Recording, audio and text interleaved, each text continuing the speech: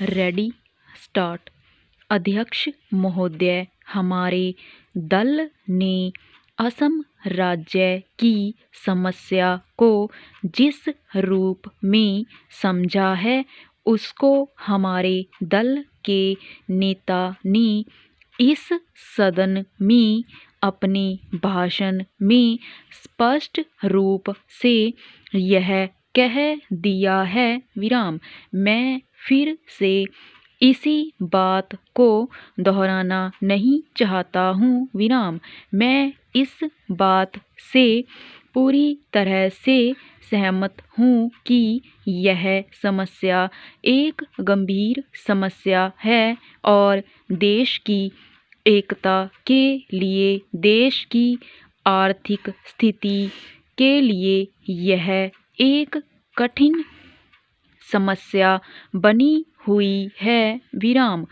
कुछ दल इस समस्या को और भी बढ़ाना चाहते हैं, इसमें कोई शक नहीं, लेकिन हमारा दल और हम लोग इस बात के खिलाफ हैं। आप और हम भी यह जानते हैं कि कुछ विदेशी शक्तियाँ, जिनकी चर्चा सदन में भी हो चुकी है, यह सभी काम कर रही हैं।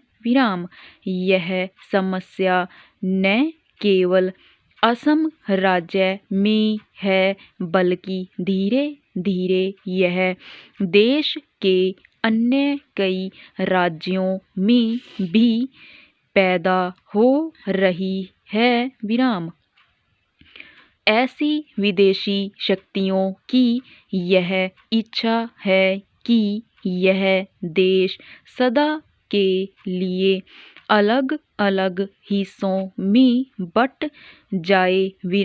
पहरा अध्यक्ष महोदय, इस बारे में हम सरकार के साथ हैं।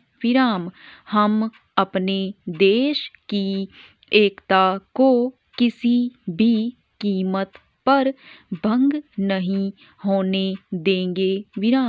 इस सबके बावजूद हमें यह जरूर सोचना चाहिए कि केंद्र सरकार ने ऐसे कौन से कदम उठाए हैं जिनसे असम राज्य की इस समस्या को सुलझाने में मदद मिली हो। इस सदन के मेरे एक माननीय सदस्य कह रहे थे कि असम की आर्थिक स्थिति का लाभ उठाकर ये सभी शक्तियाँ वहाँ पर अपना काम कर रही है।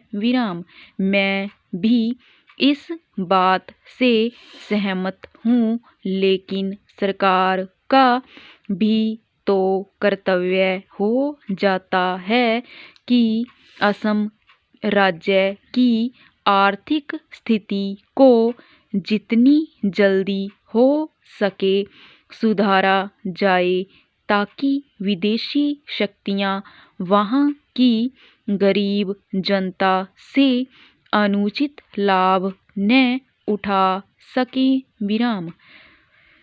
मुझे याद है असम राज्य के मुख्यमंत्री जी ने बताया था कि असम राज्य के जो उन्नति के साधन हैं वे बड़े पैमाने पर बाहर चले जाते हैं और उन्होंने केंद्र सरकार का ध्यान भी आकर्षित किया था।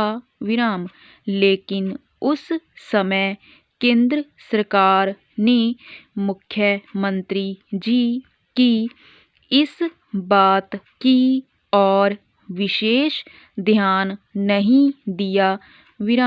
इसी तरह से यदि आप देखें तो आम असम राज्य की और भी विकास की योजनाओं की तरफ विशेष ध्यान नहीं दिया गया है विराम। यही कारण है कि असम राज्य का अब तक उतना विकास नहीं हुआ जितना कि होना चाहिए विराम। स्टॉप।